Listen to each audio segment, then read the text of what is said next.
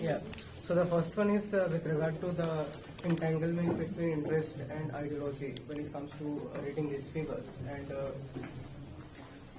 in the initial chapter of the book, you sort of make the argument that it's not very fruitful to take this self-interest kind of approach to study these figures, which is what earlier scholars did, and they were very dismissive of Swatantra Party figures.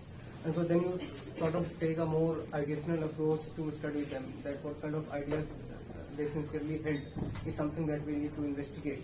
But then when you later write your chapters, you also make the argument that these ideas, which were sort of pro-market, pro-capital ideas, they were situated in the wider socio-economic situation of their communities. So in that sense, then in your interpretation, those ideas become the vehicle of furthering the self-interest of the community that these leaders were coming from. And in that sense, then if ideology is becoming the vehicle of the wider socio-economic interest, then ultimately your reading of Swatantra leaders also is somewhat of an interest-based approach, right? So how do we disentangle these two things? Is it possible to make the argument that these people were very, very sincerely ideological, notwithstanding their own socio-economic position, because they genuinely believed that these ideas would lead to betterment of India, just like the ambitious project of anti-colonial movement that these people were interested in? So that's one question. I have a couple more questions. I hope I'm allowed to ask them. Okay, thank you. So the second question, I think this is something that the other student discussant also alluded to. This is about the issue of originality and what is Indian about these people's thought. And I'm specifically thinking of Minu Masani because he was most actively integrated in this sort of transnational and specifically that Atlanticist network. And this also has some sort of bearing on my own research that I'm trying to do on Swatantra's foreign policy. That what is original about Masani's ideas when it comes to foreign policy? Because at one point in your writing also, the past and present paper, you make the argument that he was a sort of free trader slash Wilsonian liberal internationalist slash a believer in that one world kind of idea of having a federation of a state kind of thing. But that was in 1940s when this sort of globalist discourse was much more prevalent. But then we come to 1950s and then we see that Masani has now become a much more ardent cold warrior. And that sort of turn is also corresponding to what is happening in the West. That there has been a shift toward this hawkish Cold War discourse in the West. So somehow it seems that these people are making their position in constant communication with what is sort of fashionable trend in the West, and that leads to the charge of them being derivatives of sorts. Like, is there something original in their thinking? That is the second question. The third question is about if you look at the immediate setting of post-colonial India, one thing that is very, very predominant is this tutoring slash pedagogical project, and it was Nehru, Ambedkar, but also Swatantra leaders who were partaking in this thing. And, yeah, everyone was doing it, right? So the question is that what has happened to this sort of tutoring kind of thing? Where did we go awry? That we do not have that kind of politicians who think of politics as this public service where we are trying to teach masses. I mean, at one level it sounds very, very patronizing. That you are trying to tutor these people. But if there is some sort of value in that project, do we have a history of when we stopped doing these kind of things? And is it normatively even a good enough thing to do? So that question is about the pedagogical thing. I think I will stop here. Thanks for your very eloquent presentation. Thank you, Sanjit. Thank you for your very eloquent questions as always. I'm very lucky that you can have one reader who is so thoughtful as Sanjit has been over the years of my work. You could consider yourself a lucky person. Okay, did I get these in? So just briefly summarize the first question again. Interest versus ideology. Okay, so interest. Sorry, it's going on. Interest versus ideology. So look, I think it's very difficult to entangle the two. But having said that, right, it is important to paint the nuances. It is not necessarily that, because it's not just about what are my interests, but also about how do I defend my interests. How do I think my interests should be defended? What do I think, based on my, so it's not just rigorously about So there's one question which is, how do I think my interest should be defended, and then what do I say based on that? There's another question of how do the social conditions shape, right? Marx, how does the social economic conditions shape my consciousness and my field of vision? So those are two different things, right? And they're not unrelated to each other. But when we think about the two-way relationship between interests and ideas, I think both of those things have to be there, rather than look, this is economic interest narrowly defined as this, and you can see people pursuing it in this way. Because what that would mean, right? What that would mean is that every single big business should be pursuing the same strategy, right? Every single small business should be pursuing, but then we see that that doesn't happen. So I think that it is more a call, and again, it's also, I suppose, historian versus political science, some little bit of distinction also there. So that's one thing. So the second question was? Issue of derivativeness in Masani's thing. So Masani is always tricky because Masani is the most, he's the, how do you say it? He's the most coconut of the, he's the most white on the outside, brown on the, white on the inside, brown on the outside of the people in the book, right? Everybody else has got some pretty hardcore South Asianist chops. Having said that, our India, 1940, is actually, the original edition is in Khadi. Yeah. But in terms of his foreign policy, well, if you were to look at India today, Masani was one of the few people in the 1950s who was very supportive of Israel. So in a sense, you could say he's the OG Indian foreign policy guy.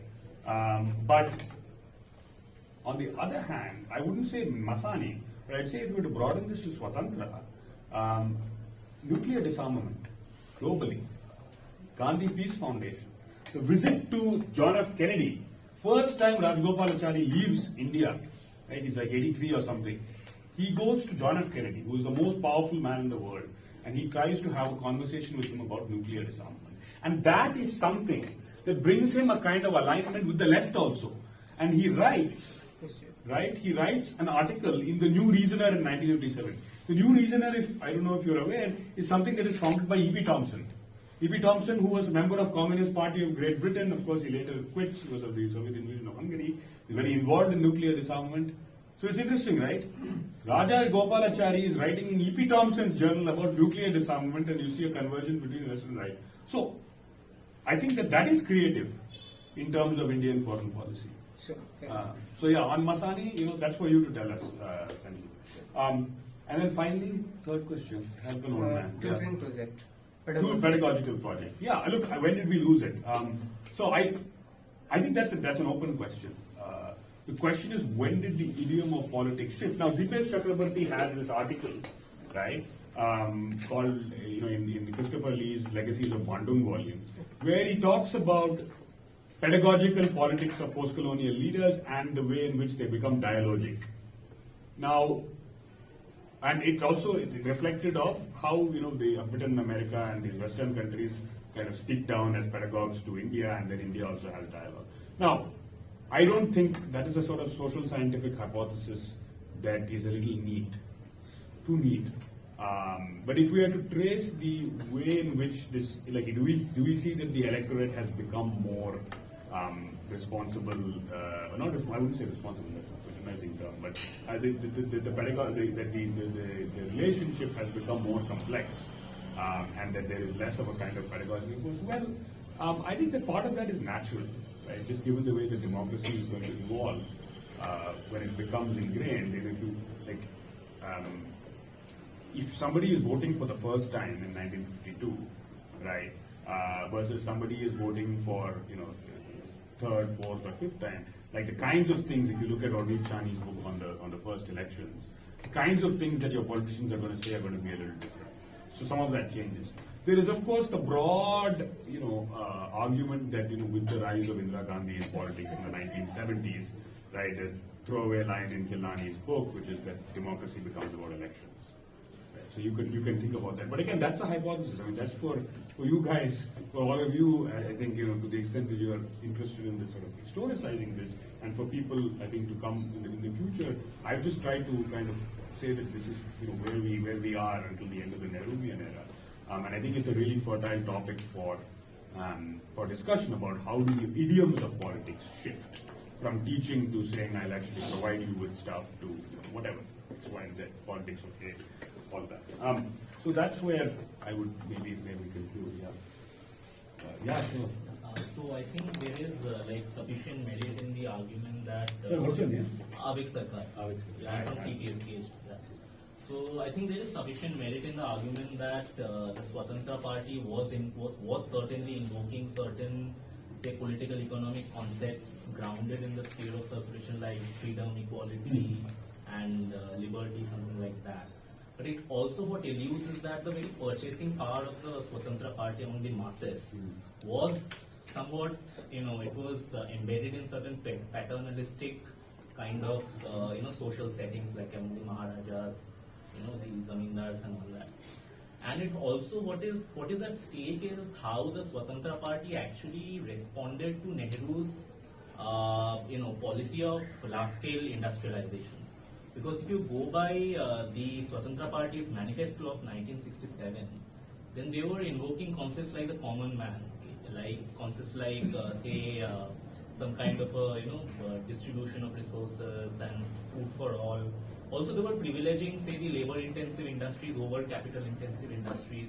They're also privileging democratic planning over Soviet kind of planning. So I think instead of looking into the Swatantra Party as some kind of a political formation that actually promoted some kind of an unbridled materialism, I think they were in some way or the other directing human energies towards certain social ends in the figure of the common man, or say something like that, or the Gandhian planning or something. So that is. It's just a comment, right? No, absolutely. No, I think that's unreal. I think that one of the things that I try to show, right, is that, figures like Rajgopalachari is also, as Professor Dasgupta pointed out, is also somebody who's hell-bent against the Hindu Succession Act, right? And Kalki, which is the Tamil language vehicle mouthpiece or whatever for Rajgopalachari, runs a cartoon, right, in which they have a woman that's being pulled by one side by her husband, the other side by her brother, and the caption is Urumai Por. Urumai Por means war of rights.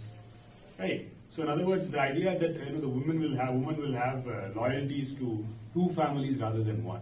There is no other way to cut that than paternalistic, chauvinistic, etc. And even to add to your Maharajas and Zamindars example, I would say there is also a crop of I mean this is not a very good social scientific categorization, but of like uncles, but of like elderly the constituency who write in Swarajya. Certainly, and maybe read Kalki, but certainly the ones who write in Swarajya, these are like yesteryear's men of affairs, right? ICS, they are people who have been civil servants, they are people who have been bureaucrats, maybe they're proprietors of small newspapers, etc. They have a old world vision, right, which may not speak itself as socially conservative or religiously conservative, but it is.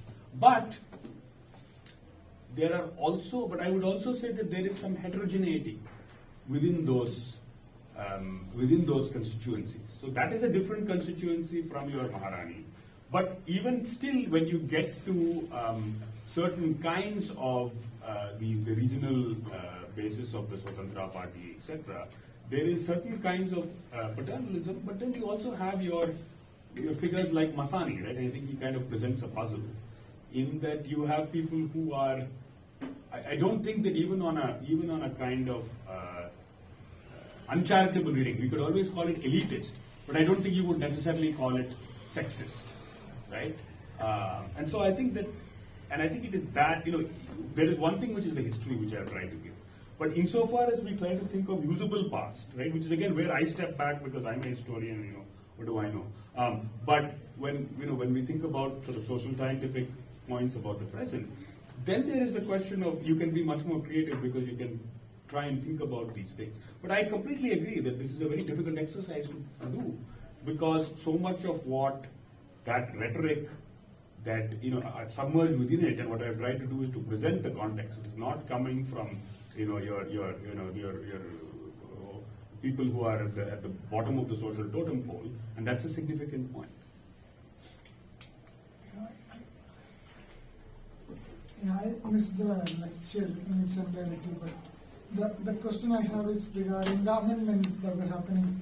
So when it comes to eminent domain in the state, Swatantra Party would definitely abolition. But when it comes to the curtailment of First Amendment and the Fourth Amendment, so between that, like freedom of expression, when it comes to that, how there is a dichotomy that Swatantra themselves have to contend with, or so I mean, Rajagopalachari is actually the Home Minister when the First Amendment is thing, but First Amendment is also about because there is like about like you know RSS type of activity, right? That's kind of one of the among the contexts in which that takes place. So I don't think that there is necessarily a so and with respect to second, I mean whatever third and fourth.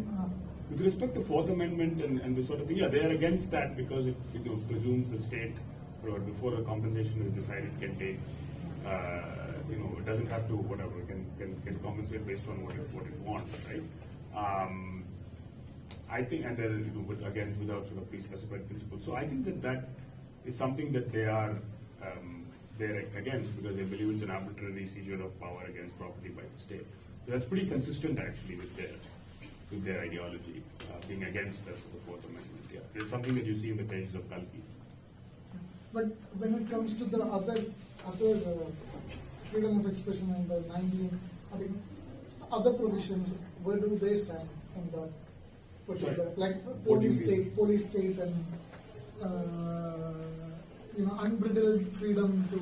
So, with respect to like, you mean like socially libertarian? Mukherjee making comments about Pakistan and like they had to do that. Yeah, so I mean like somebody like, again, it depends on who you look at, but I mean, somebody like, Masani is not particularly interested in the issue of like, partition or Muslim loyalty, so-called Muslim loyalty or whatever. Rajagopalachari says that you should give up territorial claims to Kashmir because that will reduce enmity between India and Pakistan. So, whereas K.M. Munshi obviously is the architect of Akhand Bharat, Akhand Hindustan. And the party's line is that, look, we have a lowest common denominator and it's a big tent and we encompass diversity, which is in that sense it's not unlike the Congress of the time. Yeah, so regarding what you said, so there is this book by publicly BJP, publicly associated with BJP, Tripur Daman Singh, 16 Stormy Days. I know. So, he talks about this idea of like, the First Amendment, like reasonable restrictions on individual liberty, freedom of speech and expression. So in that sense, he tries to like attack Nehru in some sense, and then if we relate it with the ideas of like individuality, and then the ideas of like what is individual and what is social. And then if we relate with like the title of your book seems something like Swatantra, like the Swatantra Party's title, not your book, the party.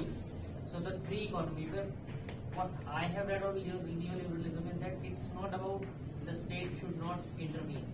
On the other hand, the state very cautiously intervenes in the makings of the on the other hand, the planning in the Soviet thing was done by state, but they believe in the planning through market, what Hayek explains. So in that sense, how do we see it in the sense of individual versus social? Yeah. So I wasn't quite sure about the connection to the Tripur Daman Singh book. Like, if we relate it with the present day, like Vivek Debroi also a member of Mount Carmel Society. Yes. Vivek Debroi, yeah. So I think that there is. And also how they resort to such esoteric ideas on mythology and all these things to, like, somehow, like, they think the masses are stupid. And this is what some guy was also saying, that their ideas are about like patronizing in the sense they don't believe in the I mean, I think, so should be told, other than perhaps people's theatre, I think much of political communication in the 1950s and 60s across the board was pretty invested in a certain kind of paternalistic idiom. So I don't think that's specific to the Swatantra Party. You need to watch some of these film division movies in the 1950s and 60s. You really think it's an insult to people's intelligence. Whereas when you go and read Rag Darbari, right? And I quote this in the book. You read some of the sections of Rag Darbari about picture of a farmer and his wife, and they're cutting the grass, and people are supposed to watch that and get very excited and cut the grass themselves. But really, they're wondering, the woman, who does she look like in our village the most? So there is a huge disconnect, right, across the political spectrum. So I think that's one thing, and I'm not saying that to, in other words, to kind of soft pedal any kind of political ideology. It's not really my interest. But look, I think 16 Stormy Days is written with a very clear political objective, right, which is to undermine the legacy of Nehru and to say that, But he targets Ambedkar because he was the one who wrote the first amendment. Exactly, and that's not surprising, right? And the idea is that, you say that, look, Nehru is a problem and Ambedkar are problematic figures because they circumscribe the right to free speech, and they take it away from the context of what exactly was happening in the, what the Hindu Mahasabha and, whatever, the early January, I suppose not quite at that time, but the Hindu Mahasabha and RSS are doing it at that. So I think that's the reason, the context in which that is written, to soft pedal that. Now, with respect to Toward a Free Economy in the title, that is what the rhetoric that those actors used, and that is what their project was, which I am trying to present. Now, I think it's fair to say that, those are not my own proclivities, and I'm not in any way trying to say that that the Swatantra effort is something that that we whatever owe some kind of audience to just because it happened, right? But what I am trying to say is that here was a serious effort that took place, right? It was politically mobilized around certain issues, and it's worth kind of considering both the successes and failures, and what we may take and not take from it, not to give ammunition to people who are whatever of the present dispensation who claim to be of the free market. Because I think if you actually look very carefully, it would be puzzling to understand the current regime as free market in many ways. And also of the ideological sort of talent in a sense when Ambedkar says that it's all about Brahmanism and capitalism in that sense. So I was just wondering, there has been a kind of consensus across the political spectrum that some Brahmin choirs being played and their interest around this Brahminic ideology. So from Brahmanism to New Brahmanism, which I would say that it is misleading to say that it is Hindutva and neoliberalism, Hindutva in that sense. So how do we see this play of Brahmanism and the Swatantra's role into it? Yeah. And then how do we see it in a present context where it is being called as a neoliberal Hindutva and all that? Yeah, so the neoliberal Hindutva stuff, so here's what I would say. What I would say is that, look, Brahmanism, right, and one of the ways in which Brahmanism speaks now is through the language of merit, right? You read Ajanta Subramanian's book, The Caste of Merit.